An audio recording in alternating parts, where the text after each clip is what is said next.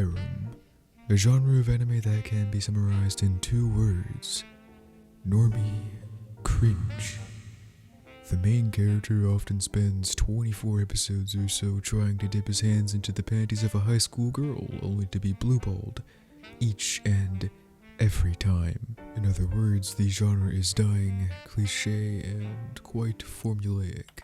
However, people watch Harem not for the story, but rather to escape from the lack of romance in their daily lives, to project themselves into a scenario where they are swarmed by a horde of girls who feel nothing but adoration for them. But what if the Harem anime had a protagonist that is nearly identical to its target audience, a character who obsesses over the 2D realm because the 3D realm is full of imperfections?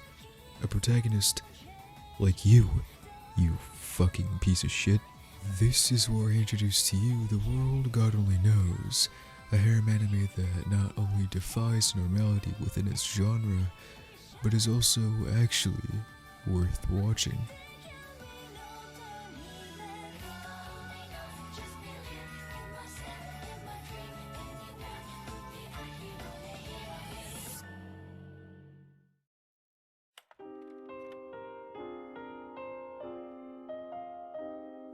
To claim that a series is genre-bending, genre-defining, or defiant of normalcy is a statement of a bold nature. In order to make such a gargantuan claim, one must first establish and understand the meaning behind the term of which they are emphasizing.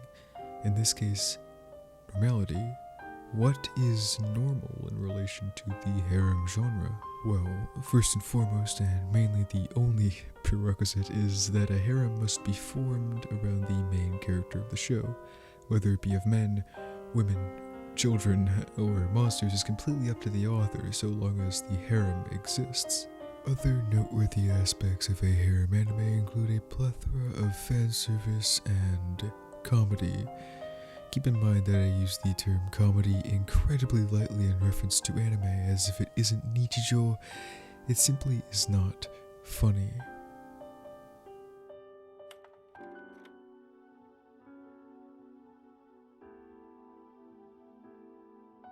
The World God Only Knows deviates from the path of the harem genre in that its entire premise and plot revolve around the lack of an actual harem. Is there a myriad of cute girls in the show? Yes. Does Keima develop a romantic relationship with all of them? Yes. Does it take place in a school setting? Primarily. Yeah. Is there a beach episode?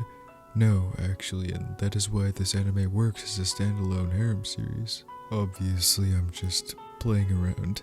The premise of the anime revolves around the idea that each girl who falls in love with Keima completely forgets about their romantic experience with him immediately after their feelings are sealed with a kiss. Therefore, a harem, by definition of the term, can never actually be formed. This anime manages to encapsulate the feel of a harem anime without falling victim to the genre's overused tropes, which is, in my opinion, fascinating.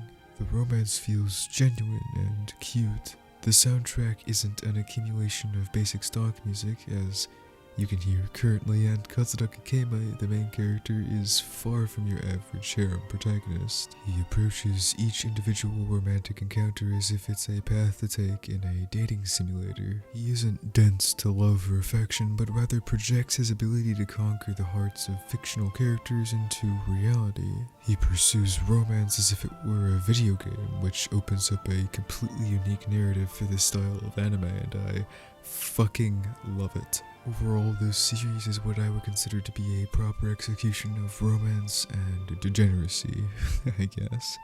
It is truly a fun watch, and I would recommend it to anyone with some spare time on their hands who is in the mood to have their heartstrings plucked out a little bit. Anyway, I have done my part. I hope you will take my brief review into consideration and check this anime out for yourselves, and if you're interested in seeing more content like this from yours truly, please consider leaving a like and subscribing. I greatly appreciate it. Anyway, that will be it for me. See ya.